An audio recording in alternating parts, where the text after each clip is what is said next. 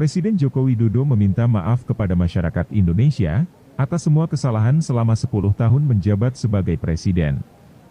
Hal ini disampaikannya di acara zikir dan doa kebangsaan menjelang HUT ke-79 RI di halaman Istana Merdeka, Jakarta Pusat, pada Kamis 1 Agustus. Kita hadapi juga tidak mudah.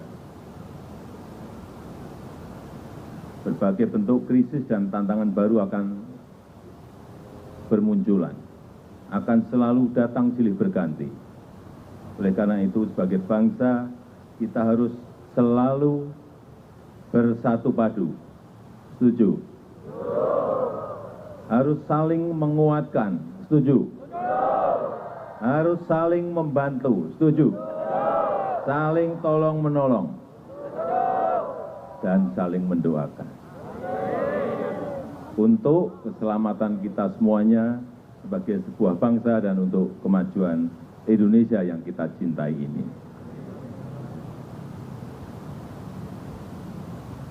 Bapak Wakil Presiden, Bapak Ibu sekalian, saudara-saudara sebangsa dan setanah air, dalam kesempatan yang baik ini, di hari pertama bulan kemerdekaan, bulan Agustus, dengan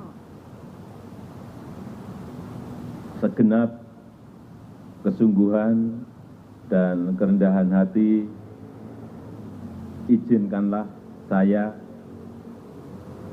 dan Profesor Kiai Haji Ma'ruf Amin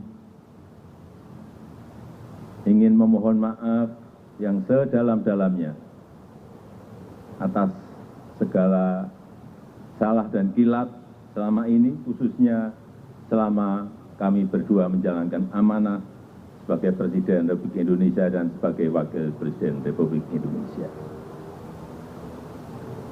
Kami sangat menyadari bahwa sebagai manusia, kami tidak mungkin dapat menyenangkan semua pihak. Kami juga tidak mungkin dapat memenuhi harapan semua pihak. Saya tidak sempurna, saya manusia biasa. Kesempurnaan itu hanya milik Allah Subhanahu wa Ta'ala. Hanya milik Allah, kerajaan langit dan bumi serta apapun yang ada di dalamnya. Dia Maha Kuasa atas segala sesuatu. Terakhir, saya mengajak kepada kita semuanya yang hadir untuk berdoa bersama.